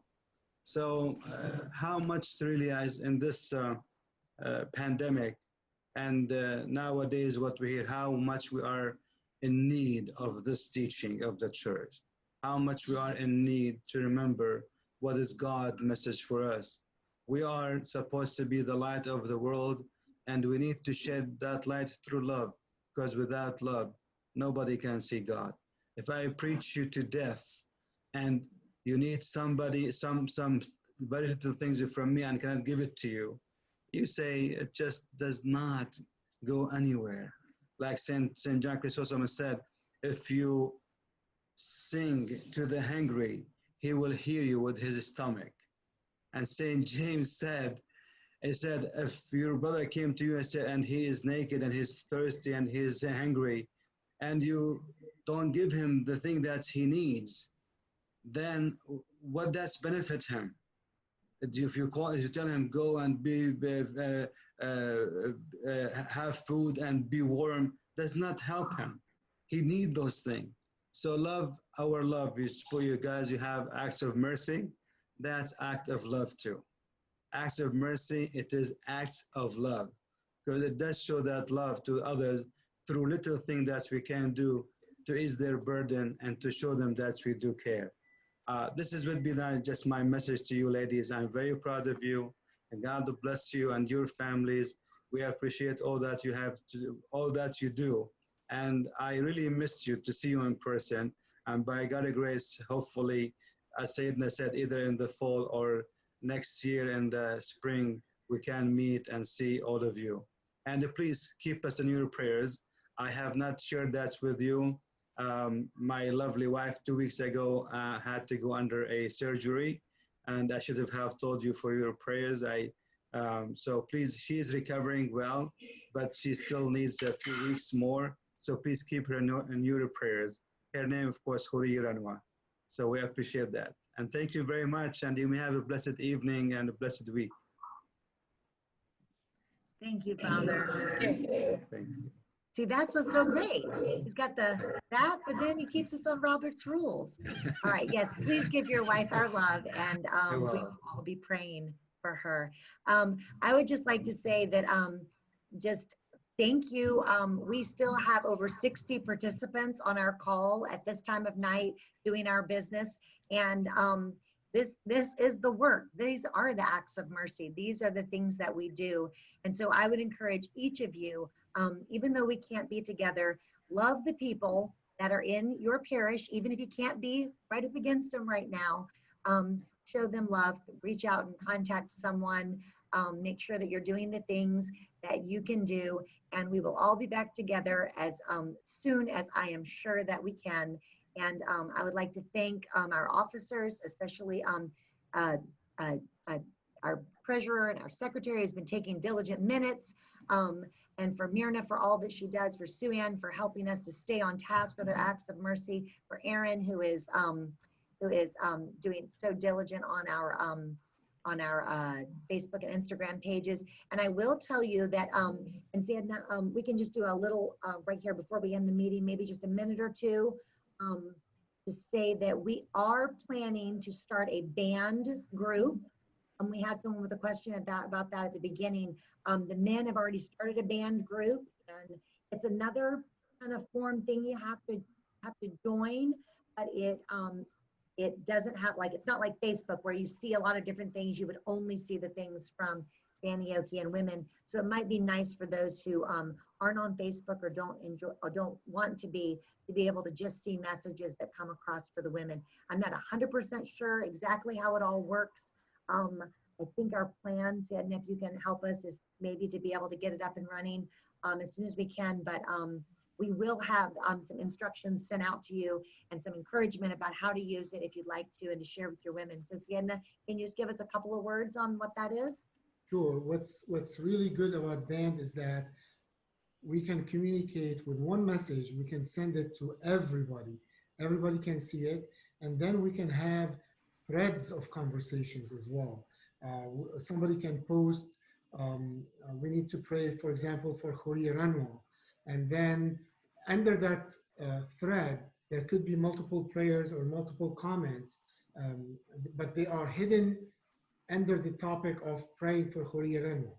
If you click on it, you will see that. There could be another thread of conversation and so on. So you can participate as much as you want or as little as you want in these threads, and you can post a message to the entire body of the Antiochian women of the diocese. It is wonderful. We have it for the Antiochian men. We have it for DOMSE, for the entire diocese as well. We have over 600 members in the DOMSE band, and we will have also DOMSE Antiochian women so that we can all communicate at the same time. So it is very, very useful. We can send one message and all the women will receive it at the same time. So it is very useful. I don't want to spend too much time on that, but this is a synopsis of what it can do. It has helped the Antiochian women tremendously. The Antiochian men, that is, tremendously. There you go. And they're so the Antiochian men, let me tell you something, they are techno savvy. So we are trying to, we usually have more people. So we are trying to learn from them, just like we're trying to learn for our young women, and make sure that when we're all gone, that there's a nice, wonderful, healthy DOMSE left for all of these young people that we see running around our feet all the time. So that's really our goal. Okay, so we will have more on Band out to you when we can. Remember, you can follow us on Facebook, Instagram, and if you are not receiving emails from DOMSE, like for example, if you didn't get the email directly from DOMSE that said to sign up for the VLC, like if you had to get that through your parish, which is fine, but if you would like to receive emails from DOMSE, those go through Elias Abu-Ghazali, and you can email me. I gave you my information. You can email or text or call me, and I will have you put on that list. We get that list from registrants, from PLCs and winter retreats, fall retreats. So if you've never come out and been at a PLC or a fall retreat or a winter retreat with us, we may not have your email address, and we would love to have that. Elias does a really good job of not irritating you, but when something's happening, you'd have first access to it.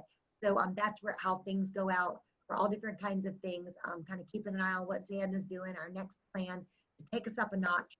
So if you'd like your email on that DOMSE email list, I can put it there. And remember, the DOMSE Women Google group email, don't forget who that goes to. Don't accidentally send an email there, talking about Shell's technical problems or something, because I'll see it. So make sure you keep close on that.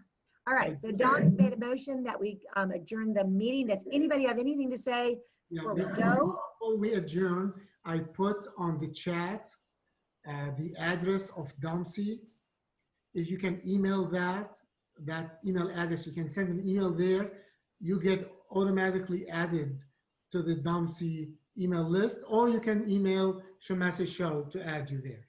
I will tell you that Elias says, if you have ever unsubscribed from the DOMSE email list because it was irritating you or something, which, things happen, you can't get resubscribed by him. You have to accept the subscription. So if you ever unsubscribed and you email that email list, you might have to accept the subscription from him. And Angela says, here's the link to the DOMSE Women's Facebook page. See, again, always right ahead of me. Thank you, Angela. All right. She has graduated 2 boys from high school during COVID. Good job, Angela. I'm very proud of you. All right. Can I get a second to adjourn the meeting? Okay. Second was from Chris Hallberg from All Saints. Deborah, do you have everything you need from us? You're an amazing secretary. We love you, Deborah. I have everything I need. All right. Ladies, thank you so much. Edna, can you close us in prayer before we go? Absolutely. I'd like to thank Shamasi Shell and the board for all your diligent work, and everybody who attended the VLC this year, and of course, Father Kamal for being the spiritual advisor of the Antiochian Women. And let us all pray for Khoye Ranwa's complete recovery from surgery. Thank you. O Heavenly King, Comforter, the Spirit of Truth, who art in all places and fillest all things, treasure of good things and giver of life, come and abide in us and cleanse us from every stain and save our souls, O gracious Lord. Amen. Thank you, everyone. Amen. Thank you all. Have a wonderful evening, and God willing, we will see you at the fall retreat. God willing, yes. Good night. Good night. Good night. Good night. And this is to all of you. Father Kamal loves playing with the Zoom. He has really become professional at this. Well, I Thank just you, know. Shell. Thank you, Dawn. Y'all have a wonderful night. Go to sleep.